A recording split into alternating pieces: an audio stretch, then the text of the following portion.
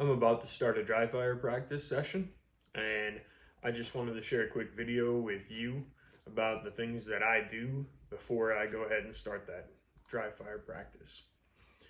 So the first thing that I do is I make sure that I'm in a safe spot with no distractions. So right now I'm in my basement. There is nobody else home. I don't have to worry about any distractions or anything like that. So then I'll make sure that I go ahead and clear my firearm. So I have a 4-step process for clearing a firearm. Step number 1 is I drop the magazine. Step number 2 is rack the slide. And I'll do that 3 times. And the reason that I do that 3 times is so that the first time, as you saw, a round come out. Then I'll do it a second time. And if another round comes out, that means that I skipped step number 1. And I need to make sure that I go back and start at step number 1. And then I'll do it a third time just for a good measure, just to make sure that the gun is in the condition that I want it to be in. Then the third step is locking open the slide. So I will use the slide stop lever right here, and I will press up on that while I pull the slide to the rear, just like this. That will lock the slide open. Then the fourth step is I will visually look into the chamber, make sure that there's no round in the chamber, and I will also look down into the mag well, make sure that there's no mag in there. Then I will look away, and I will look back, look down into the mag well, look into the chamber, make sure there's nothing there. The reason that I look away and look back is the same reason if you've ever looked at your phone or your watch and then you put it away and you're like, wait, what time was it? And you had to look at it again. That's the reason I want to make sure that we double check so that you know that the firearm is in the condition that you want it to be in. And then anytime that you're going to set down the firearm, it should be set down in this configuration with the slide lock back to the rear and the chamber facing up. So like that.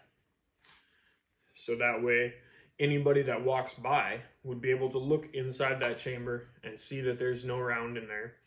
Plus, with the slide being open, they know that the gun is not going to be able to fire while they're holding it. So then after that, I will close the slide, decock the hammer, put the gun away, and then the rounds that I had taken out of the gun, so my magazine and the round that hit the ground, I will find those and I will make sure that I remove those completely from the area so that there is no ammunition anywhere in the area that I'm going to be dry firing in. That way, there's no chance that a round could get into my gun.